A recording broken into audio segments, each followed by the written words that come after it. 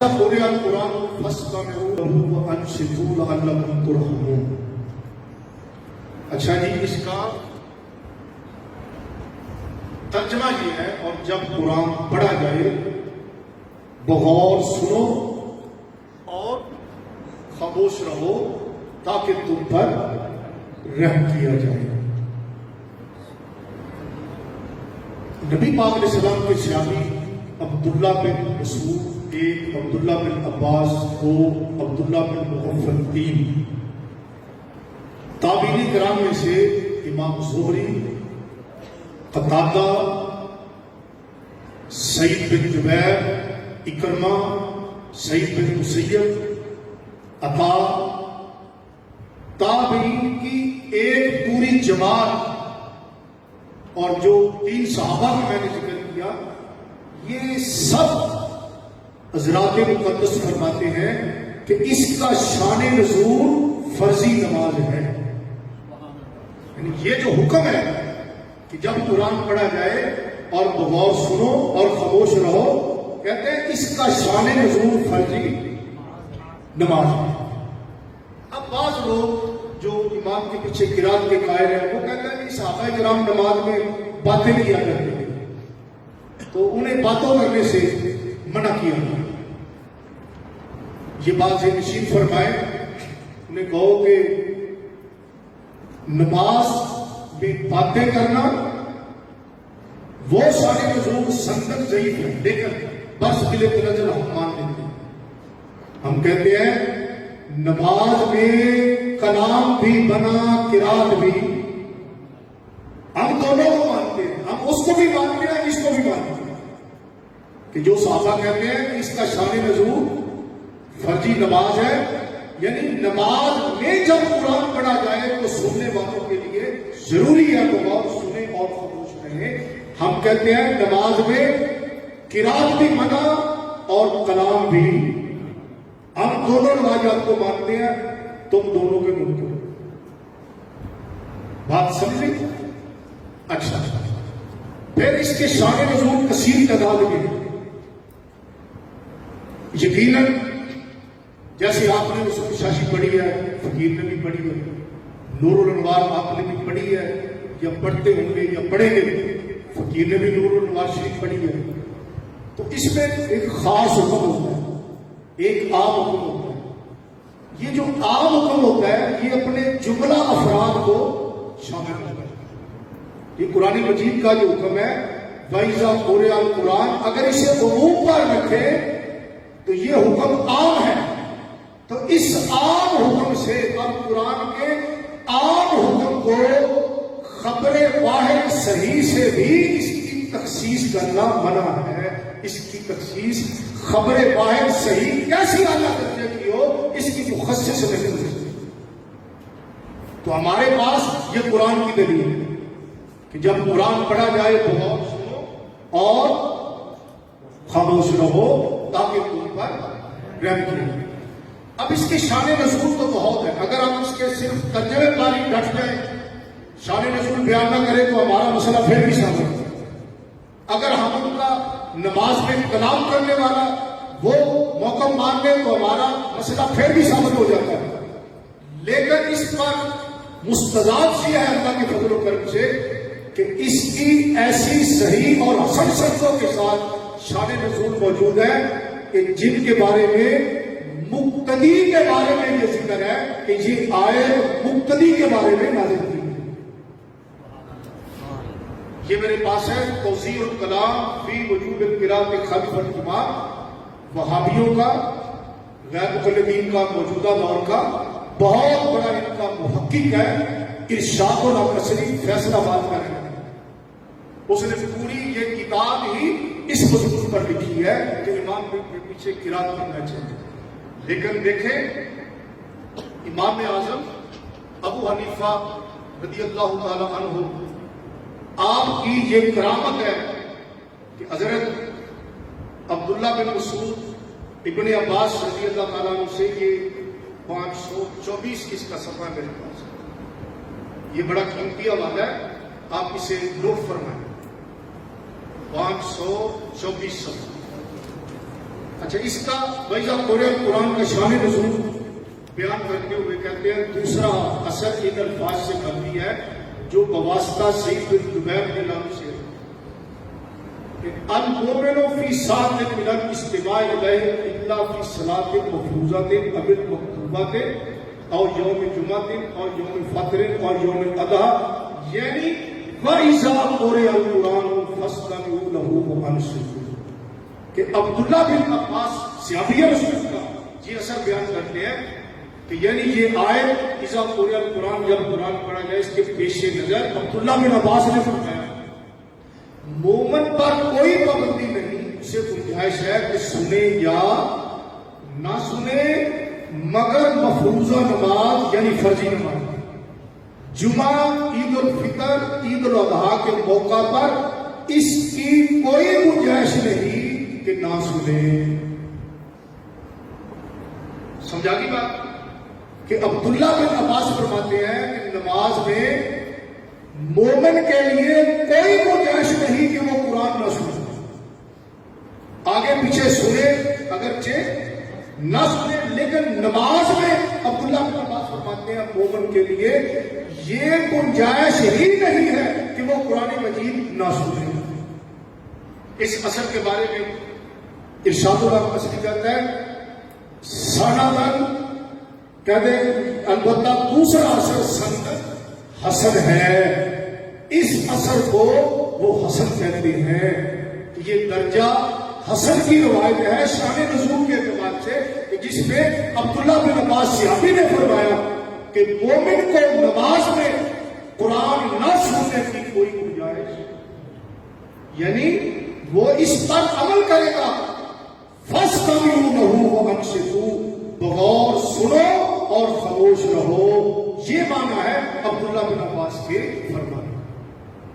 یعنی یہ حوالہ اس لیے کہ ارشاد اللہ نصری اس شان نزول کو درجہ حسن کی روایت کراتے ہیں، غیر مطلب ہے۔ یہ حوالہ آپ کو نوٹ کرنا چاہیے، میرے پاس 524 صفحہ ہے، توضیح الکلام اس کا نام ہے، یہ ادارہ العلوم الاشریہ فیصل آباد کی ایک چھٹی۔ اچھا پھر جناب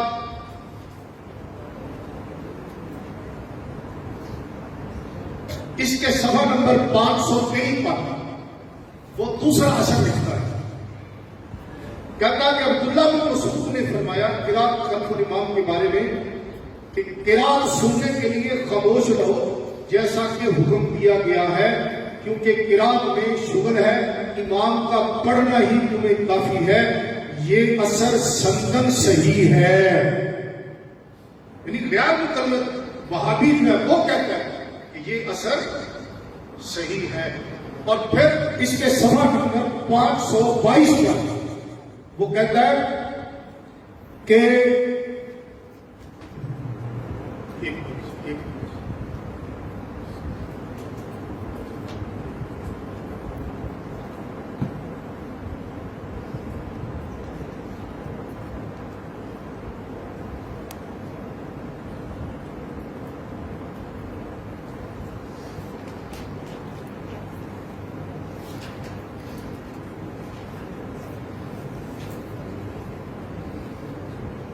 پانچ 523 صفحہ ہے، اس پہ جو حضرت عبداللہ بن مسعود رضی اللہ تعالیٰ عنہ کا اثر ہے کہ عبداللہ بن مسعود رضی اللہ تعالیٰ عنہ آپ نے فرمایا کہ تم اس طرح قرات کو سماعت کرو کما امرکم اللہ، جس طرح اللہ نے تمہیں حکم دیا ہے۔ ارشاد اللہ شریف کہتا ہے کہ یہ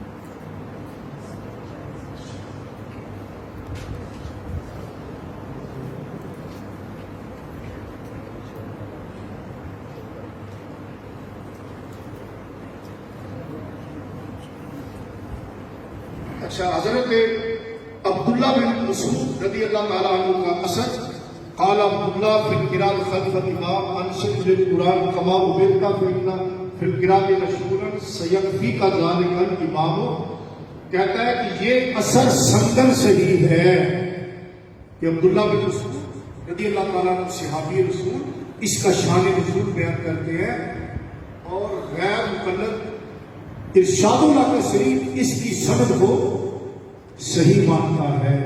ویسے ہمارے پاس تو اللہ کے فضل سے اہل سنت کے نزدیک کثیر صحیح السند اور صحیح حسن السند اس کے شان نزول موجود ہے، لیکن یہ اس حوالہ سے کہ غیر مقلد خود ان کو صحیح اور حسن درجے کی بیان کرتا ہے، اس حوالہ سے یہ ہمارے لیے بہت زیادہ قابل توجہ ہے.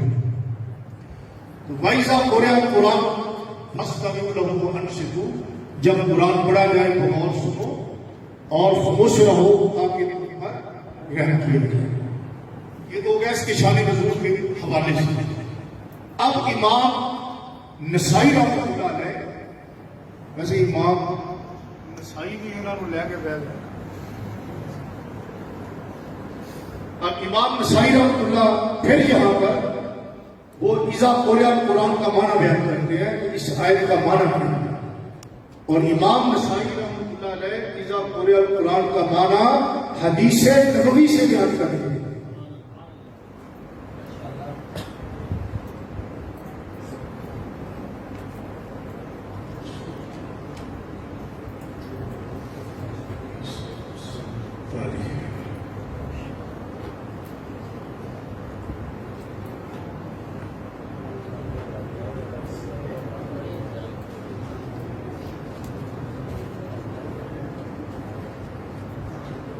امام نسائی رحمۃ اللہ سنن نسائی میں یہ حدیث کا نمبر ہے میرے پاس 922. سنن نسائی حدیث کا نمبر 922.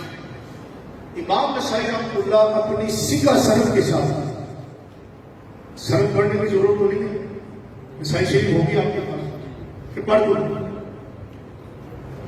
ٹائم بچ جائے گا، پڑھ دو. کہتے ہیں پڑھ کے اخبارنا الجعود بن واصل الترمذی قال حدثنا ابو خالد بن عمرو عن محمد بن عجلان عن زید بن اسلم عن ابي صالح عن ابي هريره قال قال رسول اللہ صلی اللہ علیہ وسلم.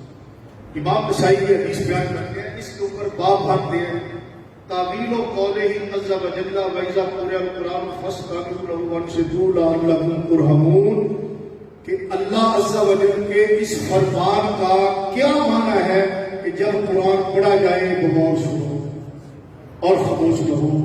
امام نسائی پہلے باب مانتے ہیں اور اس باب میں امام نسائی رحمۃ اللہ علیہ یہ آیت تلاوت کرتے ہیں اور فرماتے ہیں کہ اس آیت کا معنی کیا ہے. اس کے نیچے اپنی سکہ سند کے ساتھ حضرت ابو ہریرہ رضی اللہ تعالیٰ عنہ سے یہ حدیث لائی. قال قال رسول اللہ صلی اللہ علیہ وسلم، حضرت ابو ہریرہ رضی اللہ عنہ فرماتے ہیں کہ رسول اللہ صلی اللہ تعالیٰ علیہ وسلم نے فرمایا انما جعل الامام لیؤتم بہ، امام اس لیے بنایا جاتا ہے کہ اس کی پیروی کی جائے. توجہ کے ساتھ فاذا کبر فکبروا، جب امام تکبیر کہے یہ دونوں میں مشترک ہے، امام نے بھی کہہ دیا مقتدی نے بھی. حضور علیہ السلام نے فرمایا جب امام تکبیر کہے تم بھی تکبیر کہو. وَإِذَا قَرَأَ فَأَنصِتُوا، جب امام قرات کرے تم خاموش رہو. تکبیر دونوں نے کہہ دیا، حضور علیہ السلام نے دونوں کو فرمایا. اگر قرات کرنا بھی مقتدی کے ذمہ ہوتا تو حضور علیہ السلام اذا قرأ فقرؤوا، جب امام قرات کرے تم بھی قرات کرو. جب امام تکبیر کہے تم بھی تکبیر کہو. جب امام قرات کرے تم خاموش رہو. حضور علیہ السلام نے کیا فرمایا؟ امام جب قرات کرے تم خاموش رہو. اور امام نسائی فرماتے ہیں کہ اللہ کا جو فرمان ہے فاستمعوا له وانصتوا، یہ حدیث نبوی اس آیت کا معنی ہے۔ امام نسائی رحمۃ اللہ جو کہ حنفی اور مذہب نہیں ہے، جو کہ امام اعظم ابو حنیفہ کے ڈائریکٹ شاگردوں میں شامل نہیں ہے، وہ اس آیت کا معنی بیان کرتے ہیں کہ اس کا معنی یہ ہے کہ حضور علیہ السلام نے فرمایا امام جب قرات کرے تو تم خاموش رہو۔ وَإِذَا قَالَ سَمِعَ اللَّهُ لِمَنْ حَمِدَهُ فَقُولُوا اللَّهُمَّ رَبَّنَا لَكَ الْحَمْدُ، امام جب سمع اللہ لمن حمدہ کہے تم کہو ربنا اللہم ربنا لک الحمد۔ اب دیکھو مقتدی نے، امام نے کہنا ہے سمع اللہ لمن حمدہ، مقتدی نے کہنا ہے ربنا لک الحمد۔ حضور نے ہر چیز جس کے دل میں تھی بڑی وضاحت کے ساتھ حضور علیہ السلام نے بیان فرما دی، لیکن جب قرات کی باری آتی ہے حضور علیہ السلام یہ نہیں فرماتے جب امام قرات کرے تو تم بھی قرات کرو، نہیں، حضور فرماتے ہیں جب امام قرات کرے تو تم خاموش رہو۔ انصتو یہ امر کا صیغہ ہے، اور آپ مجھ سے زیادہ بہتر جانتے ہیں کہ امر 17 معنی میں استعمال ہوتا ہے، لیکن مطلق امر وجوب کے لیے ہوتا ہے۔ اور امام نسائی اس حدیث کو لا کر اس آیت کا معنی بتاتے ہیں، تعبیر و قول ہی تعالی، کہ اللہ کے اس فرمان کا معنی کیا ہے۔ نیچے کی حدیث لائے کہ حضور علیہ السلام نے فرمایا امام جب قرات کرے تم خاموش رہو۔ امام نسائی یہ بتانا چاہتے ہیں کہ مقتدی کا نہ پڑھنا یہ حکم خدا بھی ہے اور حکم مصطفیٰ بھی۔ صلی اللہ علیہ وآلہ وسلم۔ یہ جناب بالکل سکا سند ہے اور صحیح ہے۔ اچھا، پھر جناب امام نسائی رحمۃ اللہ علیہ نے اس کے نیچے پھر ایک حدیث بیان کرتا ہے۔ وہ کیسے؟ وہ اس لیے کہ اس کی سند میں جو اوپر والی سند ہے، ایک راوی ہے ابو خالد احمد، غیر مقلدین اس پر اعتراض کرتے ہیں کہ جی یہ ضعیف ہے، یہ بات ذہن نشین کرتا ہے۔ انہوں نے کہا پہلی بات یہ راوی صحیح بخاری کا راوی ہے، کیا تم اتنی حدیث کو ضعیف کہو گے اتنی بخاری کی سند میں یہ راوی ہے؟ جرأت کرو گے؟ اب احناف کی مخالفت میں صحیح بخاری کے راویوں کو بھی تم ضعیف کہنا شروع کر دیا، نہ جانے کہاں تک پہنچو گے۔ جب بخاری میں سیکھا ہے تو نسائی میں کیوں ضعیف ہے؟ جب بخاری میں سیکھا ہے تو یہاں بھی سیکھا ہے۔ لیکن امام نسائی رحمۃ اللہ علیہ بڑی فیصلہ کن بات کہی۔ امام نسائی رحمۃ اللہ علیہ آپ نے اس حدیث کو ایک اور سند کے ساتھ بیان کیا اور ابو خالد احمد کا ایک مقابلہ بیان کیا کہ ابو خالد احمد بیان کرتا ہے اس حدیث کو محمد بن اجلان سے۔ امام نسائی رحمۃ اللہ نے نیچے والی سند میں محمد بن سعد انصاری اس نے بیان کیا کہ یہ محمد بن اجلان سے اس دوسری سند میں روایت کرتا ہے، یعنی جس طرح ابو خالد احمد نے محمد بن اجلان سے اس حدیث کو روایت کیا، اسی طرح اس کی مطابقت کرتے ہوئے محمد بن سعد انصاری بھی اس حدیث کو محمد بن اجلان سے اسی طرح ہی روایت کرتا ہے۔ اور اس کا جب مطابق ثابت ہو گیا تو اگر اس پر کوئی زور ہوتا بھی تو مطابق کی وجہ سے وہ زور ختم ہو جاتا، لیکن ابو خالد احمد فی نفسہ ہی خود بھی سیکھا ہے اور اعلیٰ ترین لوگوں میں شامل ہوتا ہے۔ یہ جو محمد بن سعد راوی ہے، اس کی حدیث امام نسائی بیان کرنے کے بعد کہتے ہیں قال ابو عبد الرحمن، کہ امام نسائی کی یہ کنیت ہے۔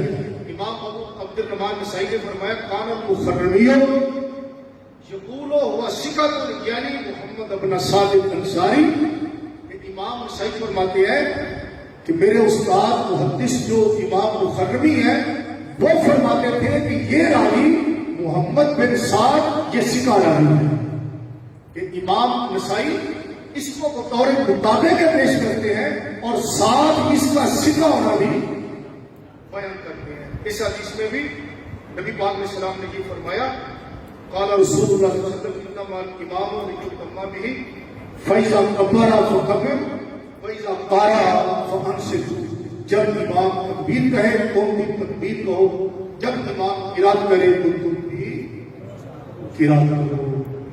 دنیا کی کسی حدیث کی کتاب صحیح سند کے ساتھ غیر معارض ایک حدیث بھی ایسی موجود نہیں ہے کہ جس میں حضور نے فرمایا ہو جب امام قرات کرے تو تم بھی قرات کرو۔ نماز پڑھنے کے دو طریقے ہیں، ایک اکیلا اور ایک باجماعت۔ یاد رہے سرکار دو عالم علیہ السلام نے جب بھی کبھی باجماعت نماز کا طریقہ ارشاد فرمایا ہے تو حضور علیہ السلام نے قرات کی نسبت امام کی طرف کی ہے اور مقتدی کو حضور نے خاموش رہنے کا حکم فرمایا ہے۔ مقتدی کو حضور نے خاموش رہنے کا حکم فرمایا ہے، یہ بات یاد رہے۔ ایک بھی ایسی حدیث صحیح موجود نہیں کہ جو نبی پاک علیہ السلام نے فرمایا ہو کہ امام جب پڑھے تو تم بھی، جیسے امام جب تکبیر کہے تو تم بھی، امام جب آمین کہے تم بھی، امام جب سمی اللہ لمن حمدہ کہے تم ربنا لک الحمد کہو، امام جب رکوع کرے تم بھی رکوع کرو، امام جب سجدہ کرے تم بھی۔ لیکن جب قرات کی باری آتی ہے تو حضور علیہ السلام نے فرمایا اذا قرأ فانصتوا، امام جب قرات کرے تم خاموش ہو۔ تو انصتوا یہ فرمانے والی شان کیونکہ عام ہے اور اپنے عمومیت کی وجہ سے یہ سری اور جہری ساری نمازوں کو شامل ہے، اپنے عموم کی وجہ سے یہ سری اور جہری تمام نمازوں کو شامل ہے۔ اچھا دلائل تو اور بھی بہت، اس کے متعلق آپ ایک بات ذہن نشین فرما لیں تو انشاءاللہ اللہ کے فضل سے قائلین قرات خلف الامام اس سے آگے چل نہیں سکتے۔ اچھا نمبر ایک وہ کہتے ہیں جی امام کے پیچھے فاتحہ پڑھنا فرض ہے، اس کے بغیر نماز نہیں ہوتی۔ یہ بات بڑی توجہ کے ساتھ سن گیا اور اسے یاد رکھیں۔ انہیں کہا جی پہلی بات امام نے کہا اللہ اکبر، مقتدی نے کہا اللہ اکبر، اب نماز شروع ہو۔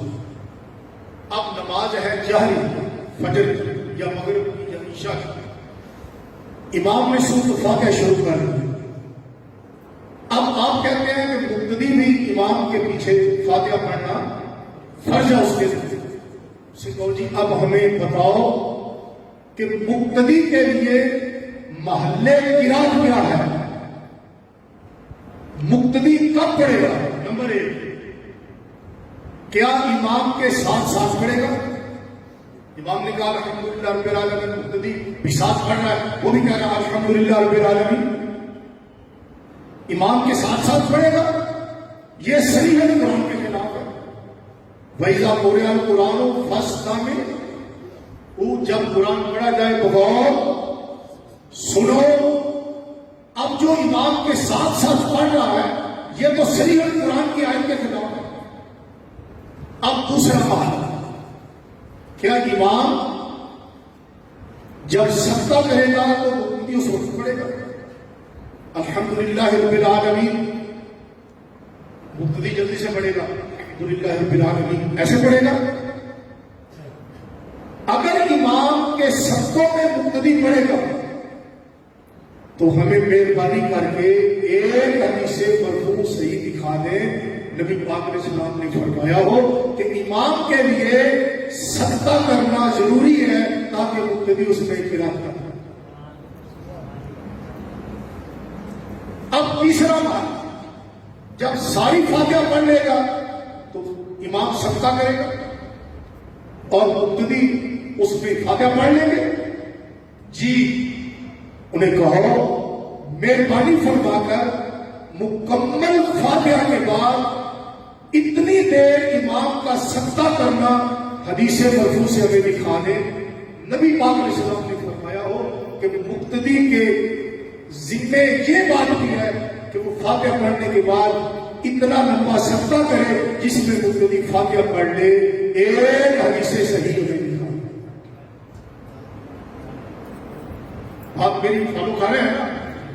بھائی مقتدی امام کے پیچھے پڑے گا، اس کا محل کیا ہے، مقام کیا ہے، کہاں پڑے گا، کب پڑے گا، اس کا ذرا تعین کرنا. جب آپ اس پہ ڈیرا لگا دیں گے تو اللہ کے فضل سے وہ اس کا تعین نہیں کر پائے گا. وہ کبھی کہے گا ساتھ ساتھ پڑھے، اگر ساتھ پڑھے تو قرآن کہتا ہے فاستبقوا، یہ شریعت قرآن کے خلاف ہے. اگر وہ کہے کہ سبوں میں پڑھے تو سبوں کی حدیث دکھاؤ. ٹھیک. اب سبوں کی حدیث کے بارے میں ناصر الدین البانی غیر مقلدین کا یہ بہت بڑا محقق ہے.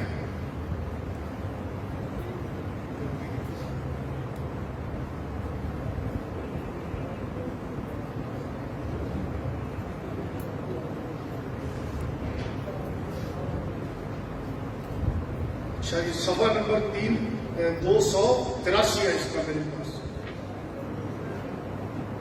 کتاب بھی بتاتا ہوں آپ کو. صفحہ نمبر 283. اچھا، اس کا نام ہے ارواء الغلیل. کتاب کا نام ہے ارواء الغلیل. جلد نمبر 2، مکتبہ اسلامی، بیروت لبنان کی یہ چھپی ہوئی ہے. اس کا جلد دوسرا میرے پاس صفحہ نمبر 383 ہے. اب یہاں پر ناصر الدین البانی غیر مقلدین کا محقق ماضی قریب میں یہ بن گیا ہے. اب اس نے یہ بات کہی، کہتا ہے اللہ ان القراءۃ فی الجاریۃ خلف والذی یتنافی مع الفطرۃ. کہتا ہے جاری نمازوں میں امام کے پیچھے پڑھنا فطرت کے خلاف ہے. غیر مقلد کہتا ہے لأنہ لا یوقانو. یہ بات سمجھ میں ہی نہیں آتی. ادھر سے امام پڑھ رہا ہے، ادھر مقتدی پڑھے، کہتا ہے وہ یہ بات سمجھ ہی نہیں آتی. پھر آگے وہ کہتا ہے وَهَذَا مَا أَنَّهُ لَا أَصْلَ لَهُ فِي الشَّرْعِ لأن حدیث سبتہ ضعیف و مسترب. کہتا ہے سبتوں میں پڑھنا، کہتا ہے یہ حدیث ضعیف ہے اور مسترب حدیث ہے، اور شریعت میں سبتوں میں پڑھنا اس کی اصل ہی موجود ہے. یہ بڑا قیمتی واقعہ. صفحہ نمبر 283.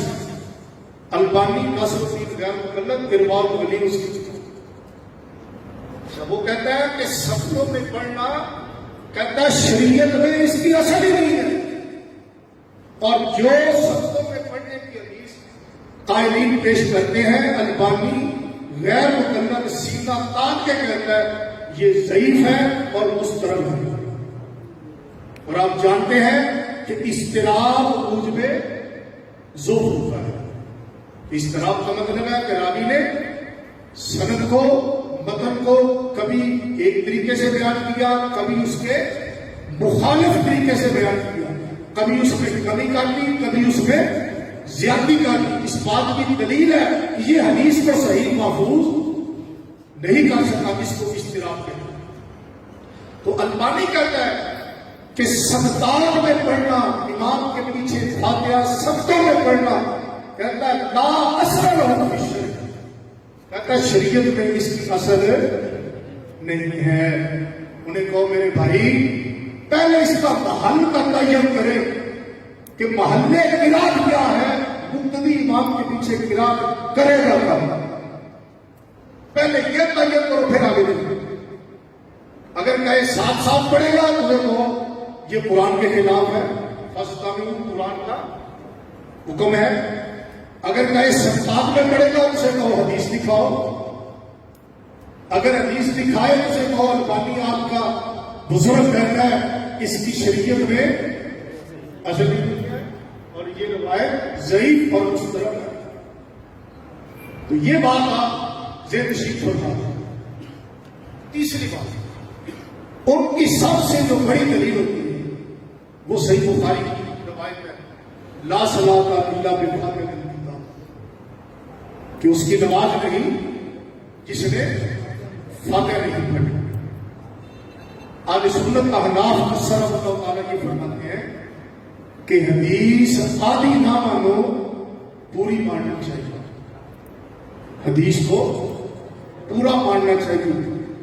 इमाम बुखारी रज़ी अल्लाह ताला ने ये हदीस इतनी ही बयान की है, ला सलाता इल्ला बिफातिहातिल किताब, लेकिन इस हदीस को इमाम मुस्लिम रहमतुल्लाह ने सही मुस्लिम शरीफ में फसाइल की ज्यादती के साथ इस हदीस को बयान किया। ला सलाता लिमन लम यक़रा बिफातिहातिल किताब फसाइल, इमाम अबू दाऊद ने इसको बयान किया, वमा तयस्सरा वमा ज़ादा फसाइल, उसकी नमाज नहीं जो फातिहा के साथ ज़ायद किरात भी ना करे। जैसे आप सूरज पढ़ते हैं कि उसकी नमाज नहीं जो फातिहा और ऊपर ज़ायद किरात ना करे। हम कहते हैं कि हदीस पूरी मानो आधी ना मानो। अब आधी हदीस मानने वाला हदीस पर अमल कर रहा है या पूरी हदीस को मानने वाला हदीस पर अमल कर रहा है? हम पूरी हदीस पर अमल करते हैं कि नबी पाक अलैहिस्सलाम ने ला के तहत दो चीजों को बयान किया, एक फातिहा और एक फातिहा से ज़ायद किरात, कि उसकी नमाज नहीं जो फातिहा ना पढ़े और ऊपर कुछ ज़ायद किरात ना करे। अब जो गैर मुक़ल्लिदीन है, कायदीन फातिहा खल्फ इमाम, वो नमाज में फातिहा को फर्ज कहते हैं, फातिहा को फर्ज कहते हैं